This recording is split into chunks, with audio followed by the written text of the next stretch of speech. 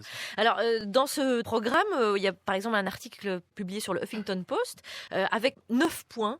Et par ordre d'apparition, le rire occupe la 2e place dans cette néo-résistance, avant même aider et aimer.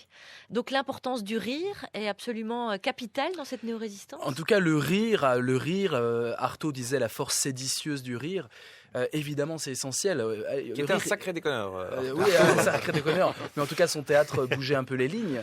Et le rire, c'est le rire aussi de l'humour, de l'ironie, au fondement de la philosophie. C'est le rire sur soi-même, évidemment.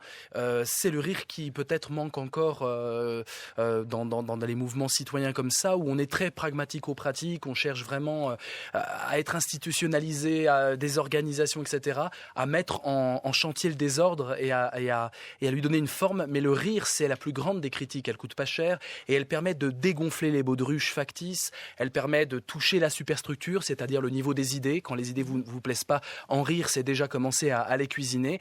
Et le rire, c'est aussi ce qui permet une fraternité effective. Rire les uns avec les autres, rire de nos douleurs, rire de nos pleurs, rire de nos peurs. C'est quand même la meilleure des résistances, selon moi. Celui qui fait rire peut acquérir la crédibilité de faire avancer ou de diriger, parce que c'est souvent le problème, c'est l'un ou l'autre. Parce que c'est pas sérieux de faire rire. Exactement. C'est bien dommage. Il paraît d'ailleurs que notre président est doué d'un grand sens de l'humour, mais on n'en profite pas assez. Un peu quand même. Un peu. Donc oui, en fait, il ne s'agit pas de faire rire, il s'agit de rire de. C'est-à-dire de prendre un objet de rire. Un objet qui est en général sacré, l'éducation, la famille, la politique, voilà, des grandes autorités ou des gens célèbres, des célébrités. Et rire, c'est, comme je le disais, c'est apporter un questionnement, un jugement critique. L'humour, c'est quoi? L'humour, c'est quand c'est tragique, on dit que la vie est possible, et quand c'est trop facile, on dit que c'est très compliqué et que la mort est possible.